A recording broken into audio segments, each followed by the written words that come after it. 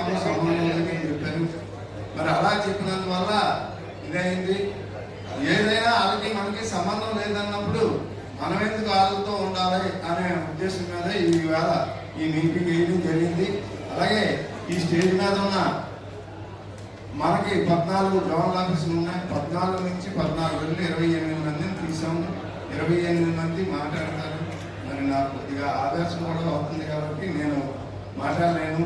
మన మిత్రులు మన ఏఐటీసీ పెంటకోట సత్యనారాయణ గారికి, వేదిక నడిపించినటువంటి పెద్దలకు, మన కార్యాచరణ కోసం ఏర్పాటు చేసినటువంటి ఈ జంగలబాడి సమావేశానికి ఇచ్చేసినటువంటి కార్యదర్శులకు, వర్కర్లకు ఏఐటీసీ తరఫున విప్లవాభివందనాలు తెలియజేస్తా ఉన్నాం. మిత్రులారా, వేళ విజయ విశాఖ డైరీ అనే బండిని నడుస్తుంది అంటే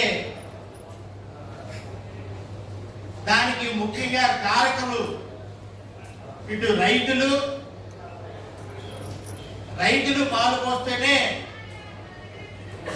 డైరీ నడుస్తుంది. డైరీలో యంత్రాలు కదులుతాయి.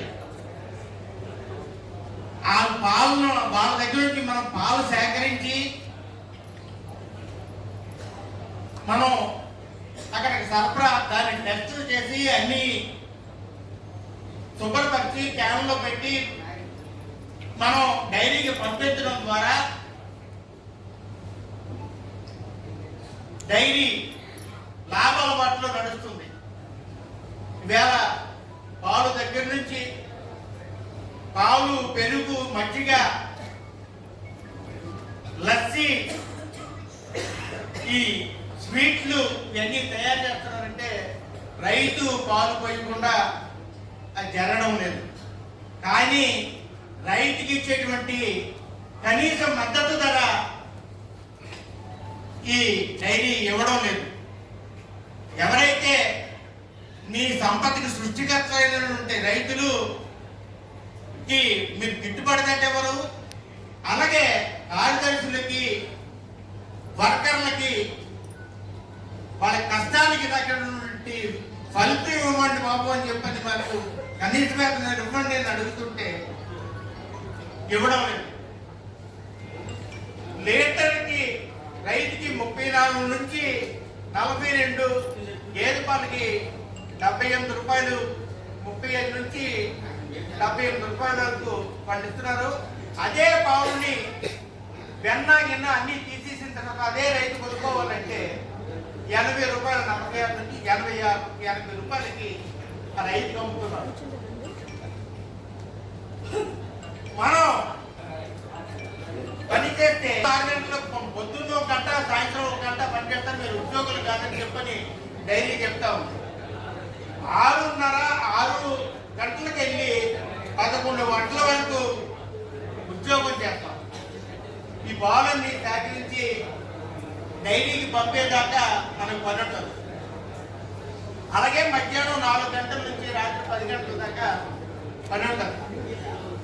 ఈ మధ్యకాలంలో ఏ రైతు చనిపోయినా, ఏ పశువు చనిపోయినా అర్జెంటుగా ఫోన్ వస్తే వాటిని ఫీల్డ్ ఇన్స్పెక్టర్ తిని చూసి అది చనిపోయిందో లేదో దాని మీద ధీమా చెల్లించడం కోసం మనం సేవలు అందిస్తుంటే మనకి జీతాలు చెల్లించమని చెప్పి మనం అడిగితే మనకు ఒక ట్రస్ట్ బోర్డు ఏర్పాటు చేశారు.